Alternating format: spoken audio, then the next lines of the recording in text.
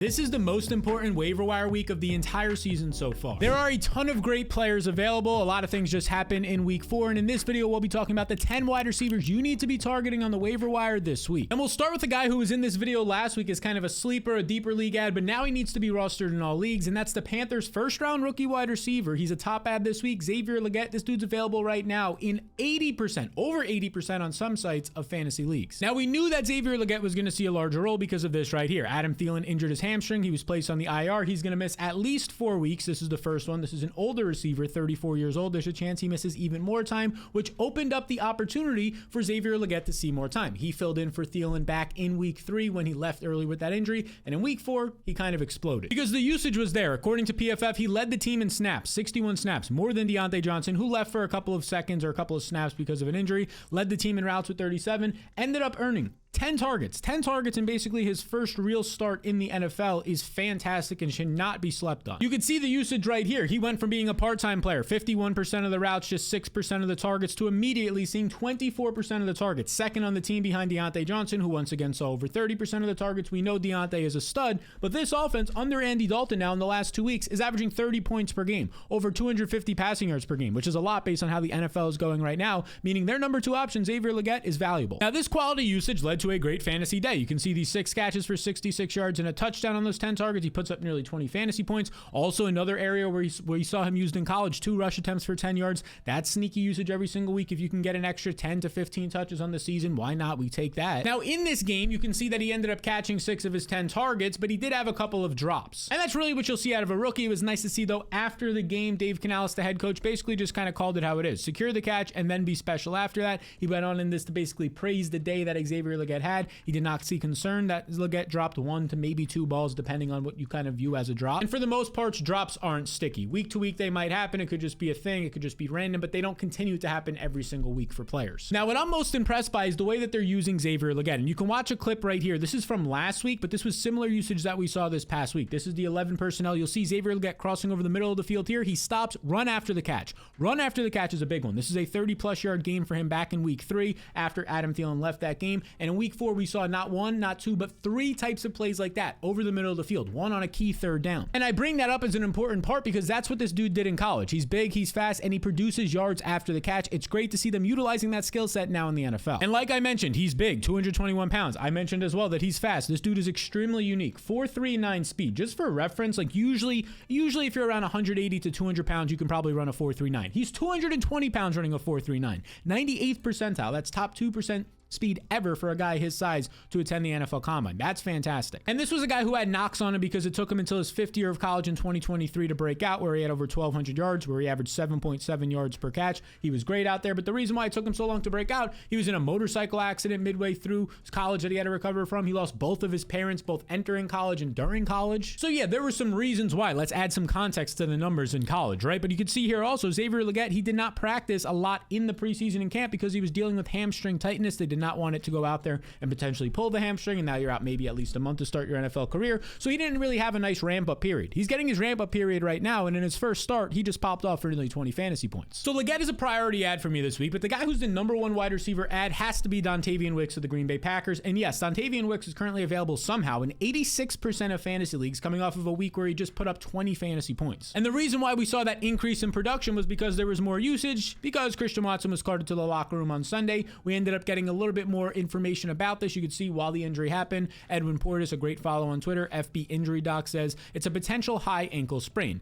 Now, you hate to see it, but he says on average you miss 2.5 games. Now, of course, 44% of wide receivers miss 0 to 1 games if it was mild. 40% miss 2 to 4 games. It seems like Christian Watson, based on the news that we've gotten, that it's at least mild, that he's going to miss at least 2 to 3 games, and they're considering putting him on the IR, which means he'll miss at least 4 games. And that's the report you can see right here. According to Ian Rappaport, he avoided a fracture of the ankle, but he still could be placed on IR, and this is why Dontayvion Wicks is rising. All offseason, Wicks was a great option, but there was 4 wide receivers there. It was crowded. If one went down, though, Wicks was going to be the guy to step up. And we saw that in a major way this past week. 5 catches for 78 yards, scores 2 touchdowns. He sees a team-high 13 targets. Now, he did have multiple drops in this game, but I don't really care about those drops. He's a talented player. We know that dating back to last year, and the fact that he was targeted 13 times, Jordan Love doesn't care that he dropped the ball either. According to Fantasy Life, you can see the usage that Wicks had in this game. 80% of the routes, that's likely only going to increase if Watson's out for a full game, and 20 26% of the targets led the team. It was fantastic. It was ahead of guys like Jayden Reed. And I'm honestly not too sure that, yes, Jayden Reed's fantastic. He's explosive. But if we're talking about volume type of receivers, Wicks could be the best package receiver on this team. It's yet to be seen, but I do think that we've seen enough in the past to at least say that that's in his range of outcomes. Like, if you were asking me who I would rather have today in fantasy, of course it's going to be Jayden Reed. The guy's been a monster. I think he's in that Deebo Samuel and Tyreek Hill category of explosiveness and playmaker ability with the ball in his hands. But that doesn't mean that in 4 to 6 weeks we're not sitting here and Dontayvion Wicks is leading the Packers in targets and overall fantasy production. I think that that's at least, like I said,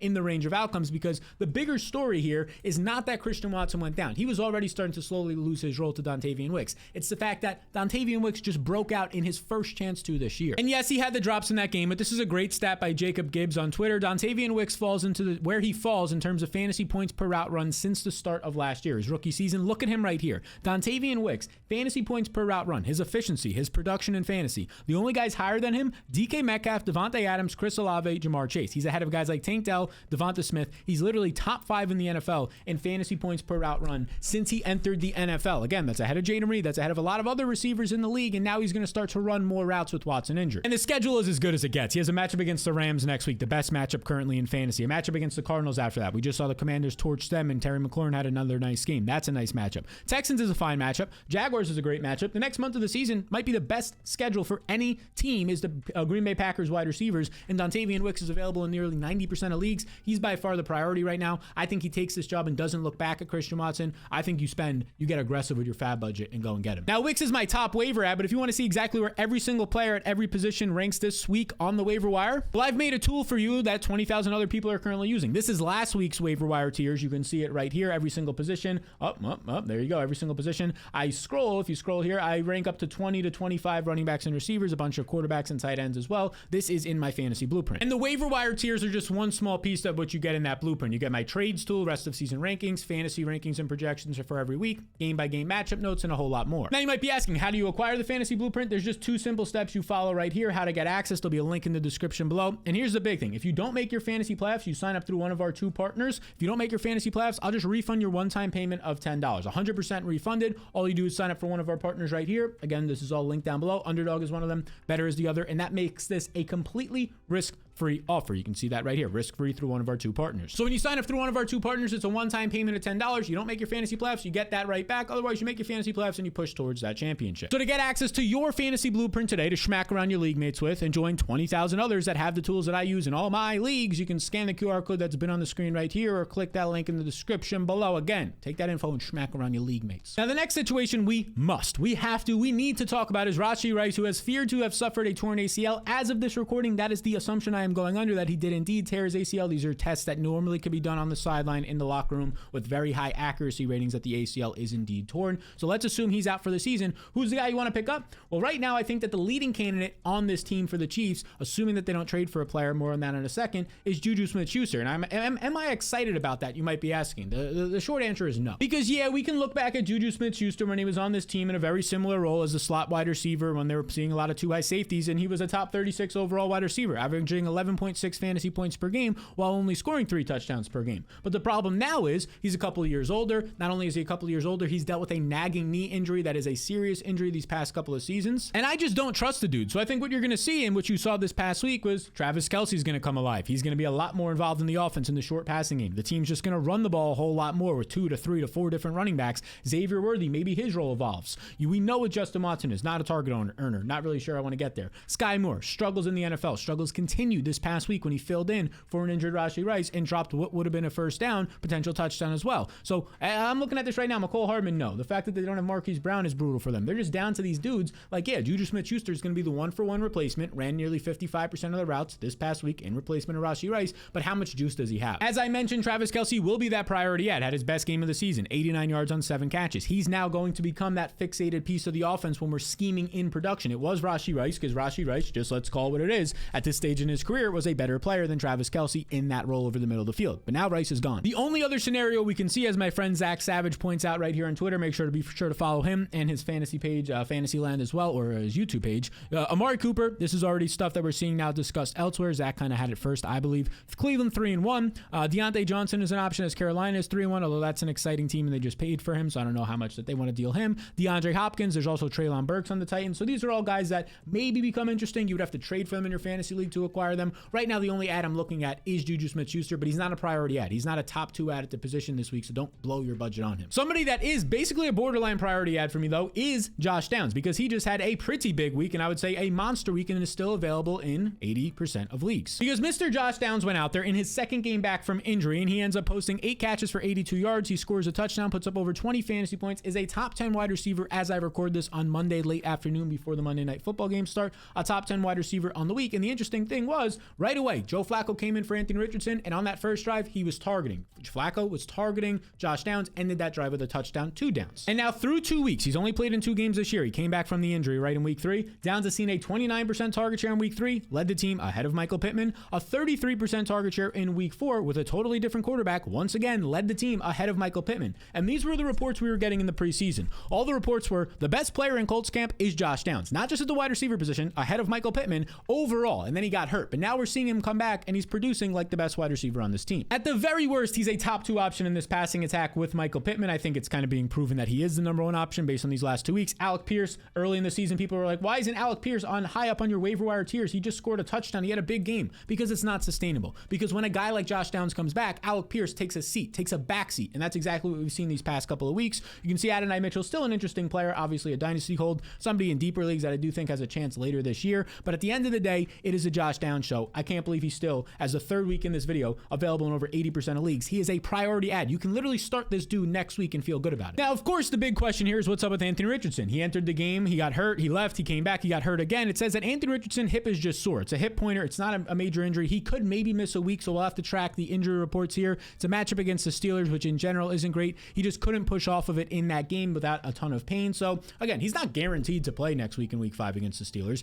There's a chance he could. This is not a major injury. If anything, he'll be back just a week after that, which kind of stinks because Joe Flacco came into this game and was dialed. He was dialed throwing downfield. He led an efficient offense. He kind of showed us that Anthony Richardson has been really bad so far this season. He's had a couple of nice moments, but leading the NFL in the lowest completion percentage. I guess leading the NFL isn't the way to say that, but you get what I mean. He has the lowest completion percentage, Anthony Richardson, this year. You got to see a veteran, stable quarterback like a Joe Flacco come in and actually provide, you can see here, some just, a consistency to the offense. But the thing with Anthony Richardson is, like, this dude, he came back into that game after getting hurt. Minkah Fitzpatrick, the guy he was going up against, ended up saying, like, hey, get down, slide, stop taking these hits. Because he has a serious problem right now. He's just taking too many hits. So whether it's poor play and bad completion percentage later in the season that gets him benched, or the injury, there's a good chance that we see Joe Flacco again this year. Or maybe we can get some advancements out of Anthony Richardson. Either of those would help Josh Downs obviously be a more consistent fantasy asset. So Downs is an ad for me, and reluctantly I have to say that at this point, Wan'Dale Robinson, we've already talked about him in previous videos, but now he's a priority ad after what he did in Thursday Night Football. Look at this right here. Over these last 2 games, he's just earning targets. 25% of the targets in week 3, sees a season high 83% of the routes run, earns a massive 37% of the targets. It was the only Malik Neighbors and Wan'Dale show in the passing attack in week 4 on Thursday Night Football, and this led to another solid fantasy day. 11 catches is insane for just 71 yards. The dude is not targeted downfield. It's crazy to have 11 catches and not even break 100 yards, let alone 75 yards, 14 targets. He's just a short area target. He's not working downfield. It's hard for him to have explosive plays, but if he's still seeing this much target volume, yeah, he has to be picked up. Especially because there's a chance, and I do think it's maybe a slim chance, but there's definitely a chance, maybe 50-50 actually, that Malik Neighbors misses week 5. He had a concussion. On average, wide receivers are coming back from concussions in 8 days. Since this game was on Thursday Night Football, he'll have 10 days to recover, so I do think there's a good chance he plays, but if he doesn't play, now you're looking at Wan'Dale Robinson with wide receiver 1 volume usage without a Malik Neighbors, which obviously is something that in week 5, when there's some bye weeks, could be very valuable for you. But as Doug Analytics points out on Twitter here, these are some of the air yards that we got from Wan'Dale Robinson, meaning his downfield usage, there wasn't any at all. On a 2nd and 18, his target just goes 4 yards. On a 3rd and 10, his target just goes 4 yards. 3rd and 3, -1 yards, 6 yards, 4 yards, 7 yards. I mean, these are 7 targets in this game that aren't even going more than 7 yards downfield, and on average are going 5 yards downfield. That is terrible usage because it's not going to lead to explosive plays. If he doesn't find a touchdown, he's literally going to need 8 to 10 catches, which won't happen every week, to get like 12 fantasy points. And in this game specifically, Daniel Jones, since they were trailing, ended up throwing 40 times. More times than not, they're going to want to run the ball at least 15, 16 times with Devin Singletary, if not more. Keep Daniel Jones to 30 pass attempts. So I do think that worse weeks are coming for Wan'Dale Robinson, but we can't ignore this right here. That so far, before the Monday Night Football games are played, Wan'Dale Robinson currently ranks 4th in the NFL with 37 targets. I mean, that's just something. He's averaging nearly 10 targets per game. He's up there with Deontay, with Nico Collins, obviously his own teammate Malik Neighbors. We just can't forget about this, right? We can't ignore the fact that he's seeing so much volume and leave that on your waivers in what right now is over 55% of leagues. And if you're not familiar with Robinson, this is a former second-round pick who dealt with a bunch of injuries in his career, but he has nice speed, 4.4 speed, as you can see right here on Player Profiler. And if we were to scroll down to what he did in college, it's not like a fluke that he's been producing. I mean, every single year in college, he earned a high target share, 23%, 28%, 39%. And his final year, over 1,300 yards, nearly a 40% target share, over 100 catches. This was just exactly what he did in college. During his time in college at Kentucky, the dude who just went out there, caught a bunch of short targets, was kind of this gadget guy, yards after the catch guy. He's just now doing that in the NFL. So Wan'Dale Robinson is becoming a priority because of the volume and maybe the Neighbors injury. And also another guy that you need to look at is Trey Tucker of the Las Vegas Raiders, because now for the second straight week, he's produced. We saw it this past week. You can see right here in week 3, before what he did in week 4, 87% of the routes, 23% of the targets. This is with Davante Adams in this game. This is with Jakobi Meyers and Brock Bowers all in that game. And he went out there and he turned this very good usage into a great fantasy day. He was a top 10 wide receiver on the week. He ended up putting up 96 yards, a touchdown on a strong 9-target day. And then we get the news that midway through last week, all of a sudden, Davante Adams has a hamstring injury in practice. These are happening a ton right now. There's some thoughts on, is it real or not? Is it a contract thing? Does he want to be traded? More so traded than a contract thing, right? There's some stuff just speculating under the scenes. Maybe we'll see him on the Chiefs. That would be insane. But a hamstring here ruled out in week 4. So this opened up the door for one Trey Tucker in week 4 to see a season high 96% of the routes. And again, a lot of targets, 25% of the targets, which he then turned this into another strong day, 41 yards, 5 catches, ends up rushing a touchdown in here and gets you 15 fantasy points. Once again, a very serviceable option. Now, these have been great games for Trey Tucker overall, but I have to say, like, if you're picking him up, temper your expectations in week 5 because the matchup is brutal. And this is exactly why Tucker is down my waiver wire tiers a little bit more probably compared to other people this week at the wide receiver position, because he goes on the road and he has to face the Denver Broncos. And assuming that Jakobi Meyers will see some slot usage, I think Patrick Surtain is going to see at least 40% of this game, maybe even more Trey Tucker, and that's just a brutal matchup. Surtain has shut down everybody this year. But the fact that Trey Tucker without Davante Adams' role is this good, I mean, you're seeing it right here. 50 snaps, second on the team, by far second on the team. The next closest wide receiver is 25, 6 targets in that game overall, and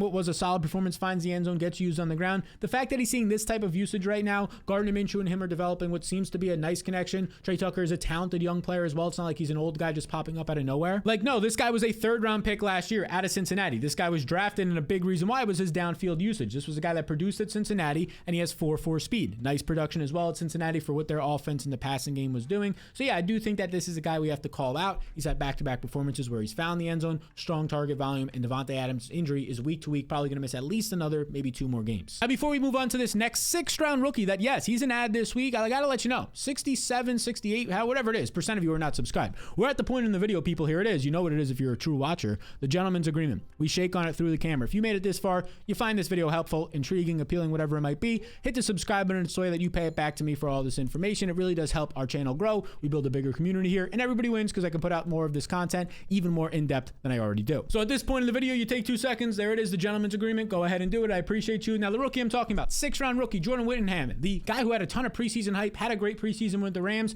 He just made a big impact in week 4. And he's available in 95% of leagues. For the people who said, oh, Sal, he's not available in my league. I play in a super deep league with 20 teams.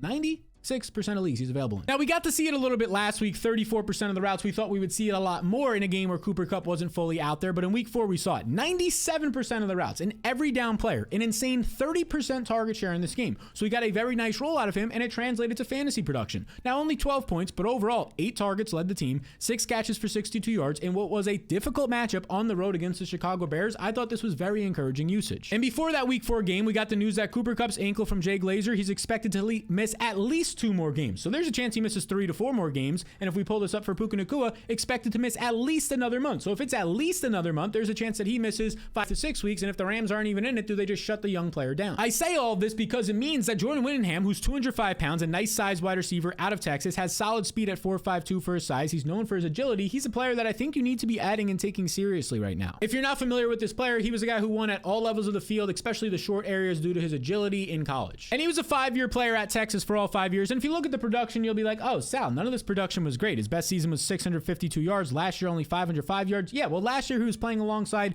Xavier Worthy, first-round receiver. Adonai Mitchell, second-round receiver on the Colts. Fourth-round tight end, Jatavion Sanders. So he was the fourth option in that passing attack. Still put up 505 yards and 42 receptions. The year before that, when Adonai Mitchell wasn't there, he was able to earn a strong 19% target share, 615 yards, 13 yards per catch. All of these stats I'm throwing out there are to tell you that in a very difficult conference where he played at Texas, he still put up production. And maybe I should take back very difficult conference, but you get the point. It was a Power 5 conference against some of the better teams that you'll see in college football. And I mentioned earlier that he was a great preseason guy. He got a lot of hype in camp. He was seeing a ton of run with the first team starters, and then you can see in the preseason the Rams don't play their starters or even their backup quarterback. But Whittingham, through 2 preseason games that he played in, 11 catches, 126 receiving yards. That might not be a lot, 5 catches a game for 63 yards, but in the preseason, when you're only playing like 2 quarters, that is a lot. So the rookie, the 6th-round rookie, it's rare for him to get that much of usage. He's an add, and so is his teammate. I would actually add Tutu Atwell, the veteran, before him because I think he has an interesting skill set. Atwell is available in right now 84% of leagues. And that skill set, opposed to Jordan Whittingham, is elite speed. Atwell is the fastest player in this team, and it's shown the last 2 weeks thanks to his downfield usage. And you can see that usage right here. Overall, it's resulted these last 2 weeks a 22% target share and a 19% target share as he started to play a lot more. And if you go to his downfield usage, his average depth of target, 16.2 yards and 15 yards in these games, compared to a Jordan Whittingham, who's just 7 yards and 5 yards. So basically what you're getting right now is these short targets for the rookie Whittington. I think I've been saying Whittingham. I think a lot of people in the comments are probably already losing their mind, blowing up because they just get mad at whatever you can these days. Who doesn't like Ham? But anyways, joining Whittington, he's seeing these short area targets and you're getting downfield usage for Tutu Atwell. So even if Atwell's seeing 1 or 2 less targets, he has a better chance at big 20+ yard receptions and explosive plays. And that's what we saw this past week, where once again on just 4 catches, he goes for 82 yards. He sees 6 targets. This is the second week where he scored at least 12 fantasy points and was a valuable piece for you. Again, in a difficult matchup against the Bears, and moving forward into the bye weeks, I think this is a player that you can feel off the waiver wire confident starting. And we can even take this back to last year where he played in 3 games without Cooper Kupp, and Puka Nacua actually played in those games, and here's what he did. In game 1, he put up 17 fantasy points. In game 2, he had 15, and in game 3, he had another 17-point day. This guy is a target. He's a priority target off the waiver wire. Now, another guy to call out, we already talked about Dontavian Wicks. He's the biggest add at the wide receiver position this week. The next guy would be Romeo Doubs, who, because if Watson is out 2 to 4 to plus weeks, well, yeah, you already have Romeo Doubs as a starter. He's running all the starter routes. He's out there. He's a nice red zone weapon for them. But if Watson is out, it just becomes even more secure, the target share, and also the scheme, how they're scheming production during the game, especially on that opening script. If you're not familiar, coaches do script out the first 1 to 2 to 3 drives of the game. That's where Doubs can become more of a priority if Watson is out. Another name to mention who's available in over 70% of leagues right now is Mike Williams, because we've been kind of talking about him as just a name to remember, because week 1, he barely played. He was getting ramped up. They said the first month of the season he'll get ramped up. We saw it a little bit in week 3, and then this past week we got to see it even more. In a really bad weather game where the offenses weren't playing well, Mike Williams basically led this team with 4 catches, 67 yards, 5 targets, puts up a respectable day in a tough matchup against the Denver Broncos. So worst case scenario in terms of weather and matchup, Mike Williams actually had his best day of the year, and he's only trending up like this. Every single week, the snaps, the usage, the targets, the volume goes up. Somebody to keep an eye on as we head into the bye weeks. Another guy who's going to be a popular ad this week, don't go crazy on it because the tight end position is just who's the flavor of the week this week and popping off, but Tucker Kraft of the Packers, as of right now, Monday afternoon, he is the #1 tight end on the week. Maybe Sam Laporta or Noah Fant say something else in the Monday night games, but he had a nice day. 9 targets is hard to ignore. Career high 9 targets. He's clearly the #1 option right now ahead of Luke Musgrave, but keep in mind the Packers threw a ton in this game. They got down 28-0 in the first half, and the second half was just all throwing the ball, so everybody's stats got inflated on the Packers offense. But it's pretty clear at this point that Tucker Kraft is not only a better blocker, that's as obvious as it gets, but also I think a better pass catcher and overall tight end in the NFL ahead of Luke Musgrave. Musgrave's still a talented player. Maybe it comes together for him, but right now Tucker Kraft is the ad here. I do think he is the #1 tight end ad at the waiver wire position, assuming like a TJ Hawkinson isn't available in your league, although he is available in like 40% of leagues still right now. So these are the wide receivers you need to be adding. But if you haven't seen my video about the running backs, I said that this week on the waiver wire is great, not only for receivers, but for running backs too. That video is popping up right here. Be sure to check that out as well. And hey, don't forget the gentleman's agreement before you head out today. If you haven't already, hit the subscribe button, and I'll see you in the videos later this week. We're talking trades. I'll see you there.